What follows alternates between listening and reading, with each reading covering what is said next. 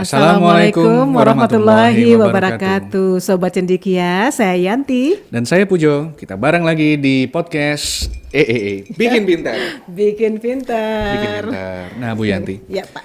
Minggu lalu kita kan udah ngebahas soal Cinta bikin bego. Cinta bikin bego. Yes. Dan jenis-jenis cinta. Jenis-jenis cinta. Cinta yang paling tidak bego atau cinta yang paling pintar itu kan tujuan akhirnya arahnya ke consummate. Consummate love. Kombinasi apa Bu Yanti? Antara intimacy, kemudian passion, dan commitment.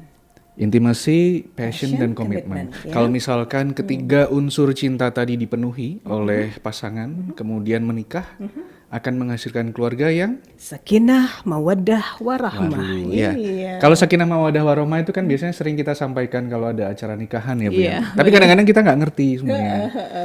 Esensi dari sakinah, mawaddah, warahmah itu apa sih Bu?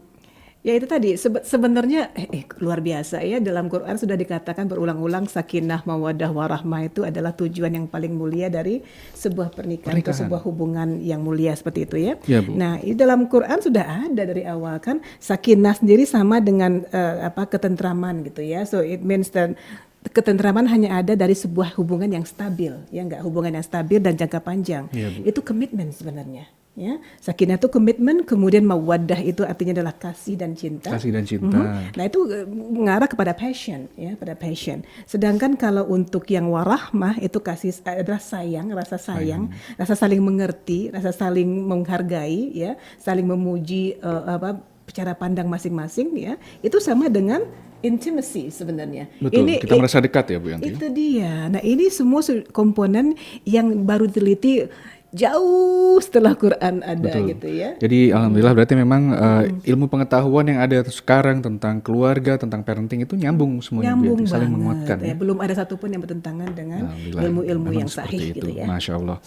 Nah Bu Yanti, jadi kan memang akhir-akhir ini kita sering melihat banyak berita-berita buruk ya Bu Yanti, terutama kekerasan pada anak, kemudian banyak juga kasusnya di mana anak-anak, mohon maaf ya, mungkin mengalami bullying atau bahkan sampai bunuh diri begitu. Ya, seperti itu. Ya, nah, pemerkosaan di kalangan anak-anak muda pemerkosaan juga, itu benar-benar membuat kita prihatin sebenarnya Bu Yanti. Ya. Apakah boleh nih Bu Yanti, kalau saya bilang bahwa kondisi yang buruk menimpa anak-anak kita itu terjadi karena memang kondisi keluarganya mungkin masih belum memenuhi syarat untuk bisa disebut sakinah mawaddah warahmah itu Bu? Sangat mungkin banget Pak Pujo, sangat mungkin banget. Jadi kalau kita ngomong soal consummate love tadi itu gitu Bu. Ya. Ada intimacy. Kan intimacy itu kita ngobrol kemarin artinya apa? Kita merasa sangat menghargai pasangan kita. Saling menghargai, saling mengerti, punya satu visi yang sama gitu dalam membesarkan anak, dalam menjalankan rumah tangga gitu ya. Kita punya gairah kepada pasangan masing-masing gitu kan ya. Kita punya keinginan untuk selalu dekat-dekat dengan dia. Kita juga punya komitmen untuk mempertahankan hubungan ini sampai jangka panjang, kalau bisa sampai mati. Til jannah gitu kan ya, til jannah. Right? Dan itu menjamin kestabilan. Betul. Jadi kalau salah satu komponen itu nggak ada, bisa dikatakan bahwa rumah tangga itu nggak stabil. Nah, ketika yang orang tuanya sendiri nggak stabil hubungannya, gitu kan ya. Salah satunya mungkin disebut dengan empty love, masih ingat nggak Pak?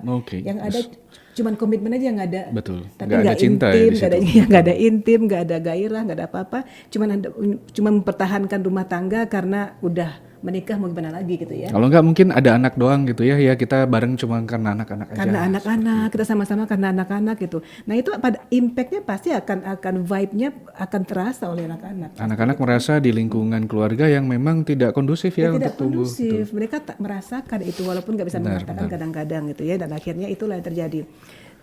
Padahal kita tahu sendiri gitu ya, keterlibatan kedua orang tua itu sangat diperlukan ya untuk memastikan anak-anak tahu identitas dirinya dengan baik, tahu tujuan hidupnya dengan baik ya, tahu bagaimana harus bersikap untuk mereplika apa yang baik-baik dari kedua orang tuanya. Kalau ketemu di rumah itu cuma diam-diam aja, satu nonton TV aja, satu main internet aja. Nggak ada yang bisa dipelajari dari situ ya. Mau belajar apa anak-anak gitu kan? Nah tadi kan Bu Yanti bilang ya bahwa memang komponen dalam suatu pernikahan atau dalam suatu keluarga itu tadi ada, kalau kita bicara ada sakinah, mawaddah, ada rahmah ya. Nah 3 itu.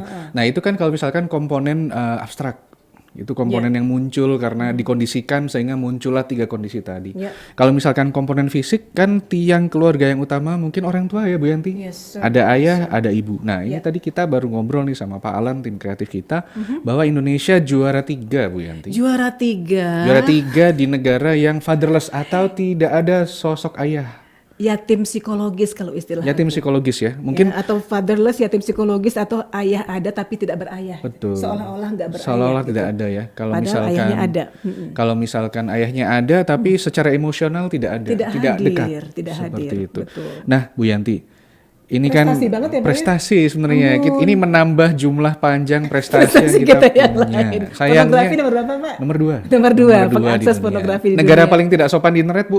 Nomor 1. Nomor 1, betul. Kemudian literasi, Pak? literasi jarang membaca. Nomor 2 dari bawah. Nomor 2 seluruh dunia. dari bawah, iya. Mungkin sebenarnya ini udah saatnya kita untuk berprestasi tapi di hal-hal yang lebih baik ya teman-teman, kita bisa insya Allah. Please, Benar, bisa. sangat.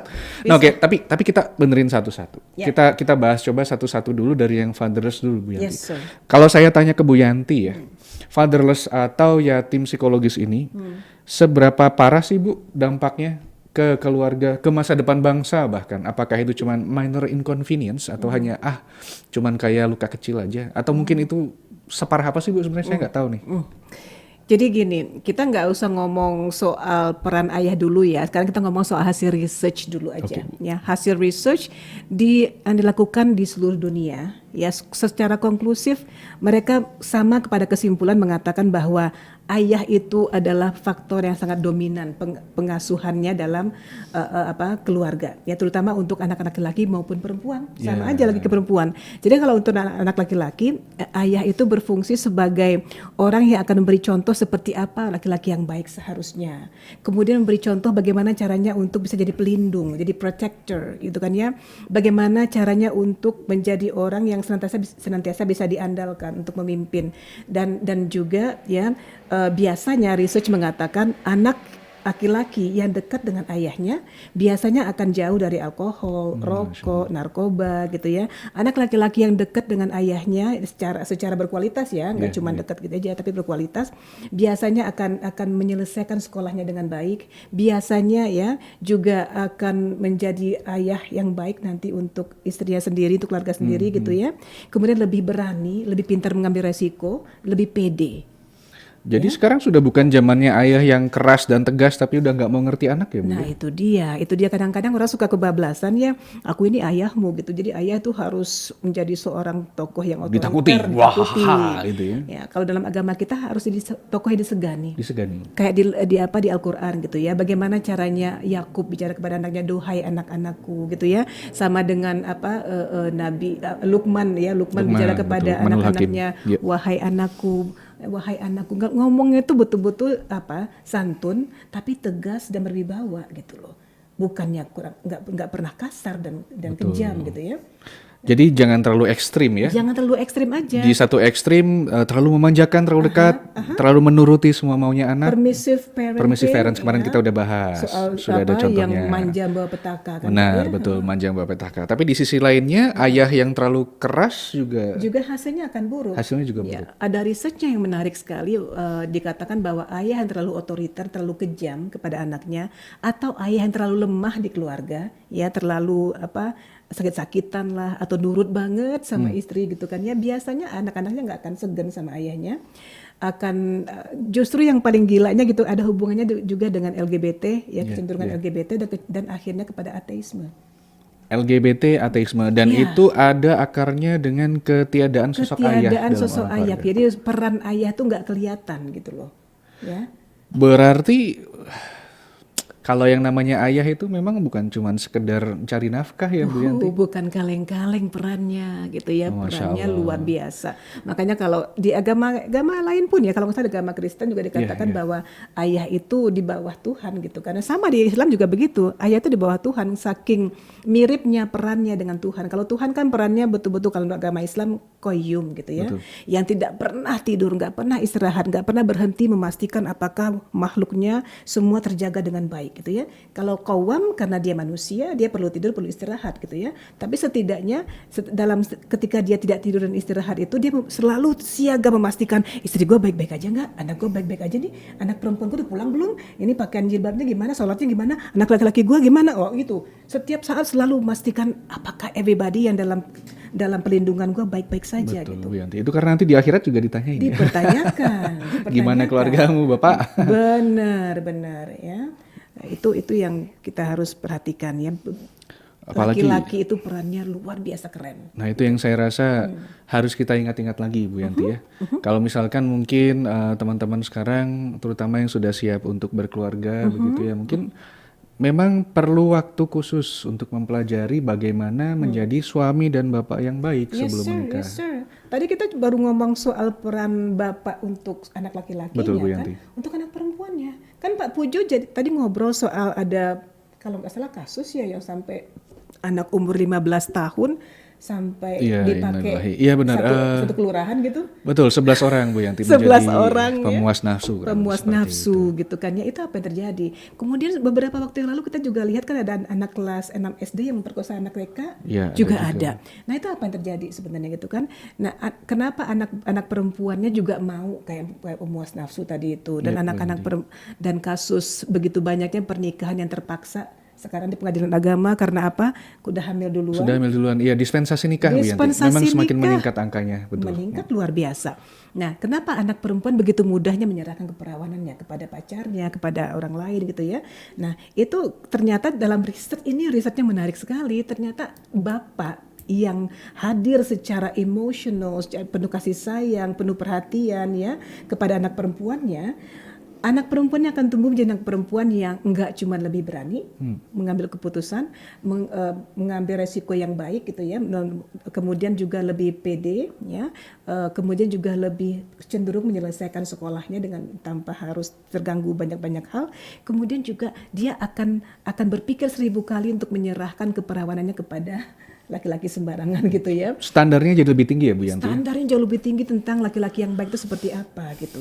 Nah ini kan sebenarnya menjelaskan kembali bahwa bapak itu nggak cuman untuk mencari nafkah gitu kan, tapi betul-betul menjadi tiang penyangga kepribadian dari anak-anak perempuan dan anak laki-lakinya nanti. Betul. Gitu. Nah itu yang mungkin sebenarnya sangat berat. Yes. Dan sekarang alasannya apa coba Pak Pujo? Gimana? Saya itu keluar untuk cari makan buat kalian. Nah, betul. Supaya kalian bisa beli ini, beli itu, supaya kalian bisa hidup seperti ini, seperti itu. Nah, itu sebenarnya salah atau enggak sih Bu Yanti alasan seperti itu? Karena gimana ya Bu ya? Uang sekolah mahal. Uang sekolah mahal. Istri pengen mobil, tanah, pesawat dan Gucci, Louis Vuitton. Gimana Bu itu? Itu akhirnya bapak-bapaknya dapat baju Shopee semua. Dapat rompi Shopee kan? Kalau aku emang Shopee semua sih Pak. Oh gitu. Tapi rompi oren Bu Yanti maksudnya. Iya. Jadi akhirnya rompi oren. Akhirnya dapat rompi oren Bu Yanti. Nah, tapi akhirnya, itu kan kondisinya seperti itu ya. Mungkin nah, ini bagaimana nih? Mungkin pesan kepada calon bapak milenial juga ya. Gimana agar kita tidak hanya terjebak pada paradigma wah, gua harus nyari duit. Mau hidup mati gue nyari duit aja, masalah rumah gue serahin ke istri. Gimana Bu Yanti biar nggak kayak gitu? Semuanya akan kembali bermuara kepada, bukan bermuara ya, berawal dari tujuan menikahnya apa dulu. Tujuan menikahnya Bu Yanti ya. Kita kan pernah ngobrol soal niat itu, ketika kita berniat ya, 1/500 detik kemudian semua neuron-neuron atau sel-sel otak motorik kita akan mencari cara untuk mewujudkan niat tersebut. Kalau niat menikah sudah salah dari awal, maka akhirnya semuanya akan kacau balau. Betul, gitu betul. Ya. Nah sekarang kita sudah tahu belum kalau laki-laki itu sebenarnya adalah seorang qawwam, seorang yang akan pagi siang malam memastikan apakah anak-anak gua baik-baik saja, pergaulannya baik-baik saja, sholatnya udah 5 waktu bagus, atau belum, gitu ya, auratnya dijaga atau tidak, atau anak perempuan kita gitu, apakah istri saya begini, apakah saya, nah itu kalau dia tujuannya untuk jadi seorang qawwam, insya Allah akan saraf-saraf motoriknya akan mendukung itu. Betul. Tapi kalau dari awal tujuannya karena dia cantik, karena dia seksi, karena dia pintar, karena dia kaya, ada loh gitu kan orang duniawi menikah. Ya, Bu, ya? Duniawi. Betul. Aku tanya kenapa menikah dengan si ibu ya? Itu karena dia mandiri banget, pintar cari duit. Exactly. Dan akhirnya apa yang terjadi? Pisah akhirnya karena sudah tidak bisa cari duit. Ya, exactly. Ya, abang ada uang abang disayang, tidak ada uang abang ditendang. Tujuan dari awal itu apa untuk menikah? Betul.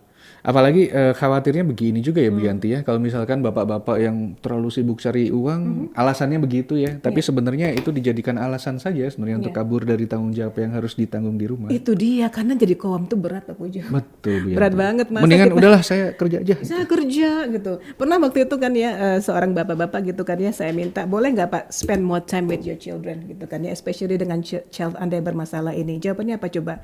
Saya tuh punya tanggung jawab sangat besar Bu di perusahaan.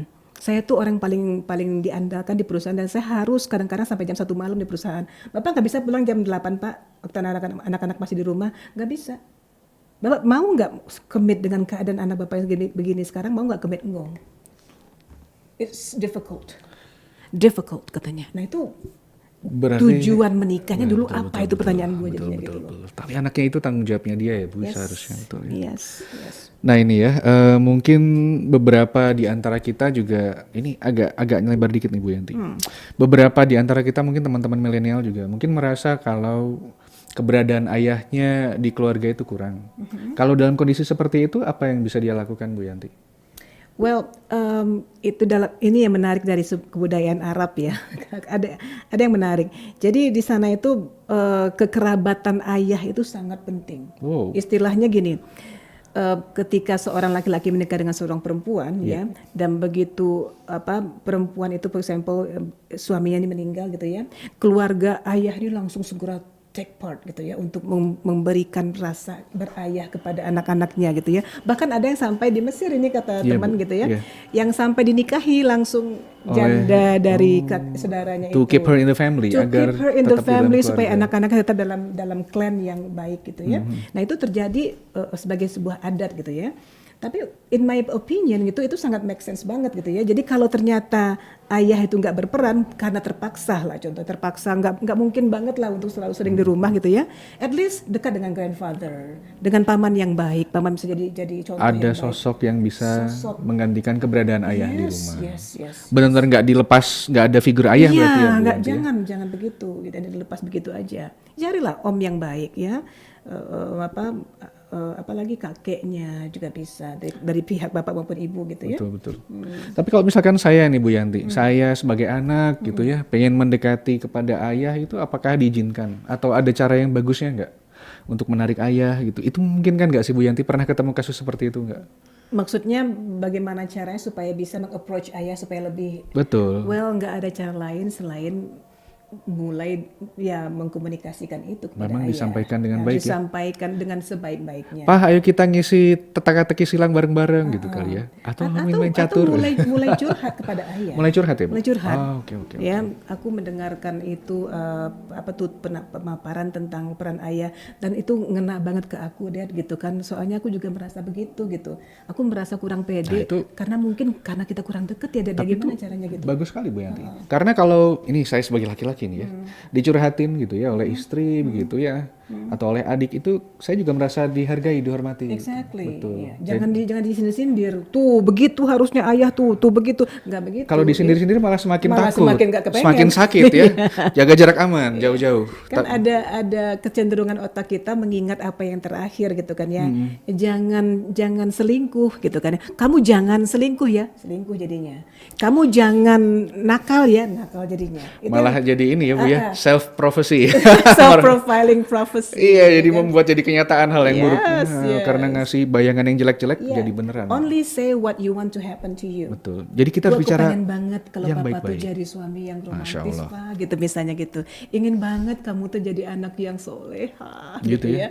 Jadi anak pun juga sama ya. Sama. Pak, ini saya butuh bantuan, Pak. Tolong beri arahan saya atau lindungi saya lindungi gitu. saya Pak gitu. Tolong saya, langsung Pak.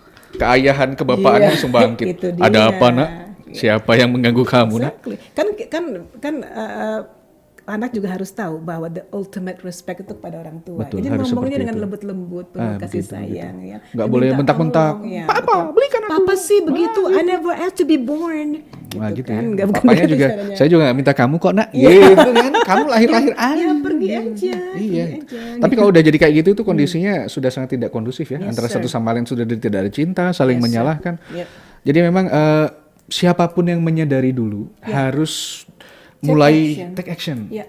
Dengan mulai yang positif. Betul. Kalau perlu minta maaf. Minta maaf. Ya. Kayaknya papa memang nggak selama ini belum menjadi bapak yang baik buat kamu. Kayaknya mama masih belum jadi mama yang baik buat kamu. So you know what? Mari kita coba ya bareng-bareng ya nak ya. Papa minta maaf, mama minta maaf. Ya apapun kesalahan kamu juga sudah papa maafkan. Mungkin juga bagian dari itu karena kesalahan kami. Yuk kita mulai hal yang baru yuk. Jadi komunikasi dalam keluarga itu harusnya lebih intens. Ya. Kalau Bill Gates mengatakan jam makan malam tuh wajib banget buat dia untuk ngobrol. Ngobrol ya Bu Iya. Yanti. Masya Allah. Betul. Mungkin saya juga harus semakin sering ngobrol di meja makan ini sama keluarga saya. Yes. Oke Bu Yanti, ini kita udah ada di ujung podcast. Nah mungkin ada beberapa closing statement nggak Bu kepada keluarga milenial kita di masa depan? Saya secara pribadi masih ingin percaya bahwa skor kita negara ketiga fatherless di dunia itu belum final. Kita bisa bangkit, kita bisa jadi juara satu negara berfather figure di dunia. Kita bisa nggak Bu Yanti? Pasti bisa. Pasti bisa. Yang penting kita harus sadar dulu kita ada masalah. Sadar dulu saudara-saudara. You have to know you have problem. Benar. Kita harus tahu faktanya begitu. Kita dinilai orang seperti itu, statistik menilai kita seperti itu. Kemudian lalu berkacalah kepada keadaan kita. Gimana ya kita ya? Kita punya masalah nggak? Oh iya, ternyata gue cuma 24 menit sehari ngobrol dengan anak gue gitu kan. Betul. Ternyata gue nggak pernah peduli istri gue mau kemana, anak perempuan mau gimana, sholat apa enggak, pakai jilbab apa enggak. Ternyata gue, nah gitu loh. Betul. Jadi kita harus tahu lebih kita punya peduli. masalah dulu. Sadar dulu ya. Yeah. Wake I up from have your problem. dreams gitu. Yes, Betul. wake up. Waktunya kita bangkit, waktunya kita bangun. Kita berharap pemerintah juga menyadari hal ini ya. Yes, Jadi untuk meningkatkan kualitas keluarga di Indonesia. Tapi yang penting mulailah dari diri kita masing-masing, teman-teman. Buat yang sudah berkeluarga maupun akan berkeluarga, niatkanlah untuk jadi keluarga sakinah mawadah warahmah. Jalankan peran masing-masing dalam keluarga dengan sebaik-baiknya. Jadi ingat kata-kata Rumi, apa tuh? Pak Alan, kata-kata Rumi apa Pak Alan? Yesterday I was clever, I want to change the world. Yes, okay. Today I'm smart, I'm wise, I want to change myself. Kita change mulai dengan jangan pikirin mengubah dunia dulu. Gak usah mikir macam-macam ya. Ubah keadaan diri sendiri dulu Selalu sekarang. bikin diri sendiri lebih baik dulu. Insya Allah yang lainnya akan mengikuti. Akan mengikuti insya Allah Ta'ala. Betul. Yes sir, paling itu ya Pak. Itu Bu Yanti saya rasa sudah kita selesai. Nanti insya Allah kita lanjutkan di podcast minggu depan. Yes. Semoga bermanfaat buat semuanya. Dan lagi-lagi ayo kita bikin tambah pinter aja. Bikin tambah pinter. Segera sadari betul. kita punya masalah dan kita perbaiki. Ya. Gitu ya. Biar sembuh harus sadar dulu. Harus sadar dulu. Harus sadar dulu. Setengah dari kesembuhan sadar dulu. Dari kesadaran. Ada masalah. Betul. Iya.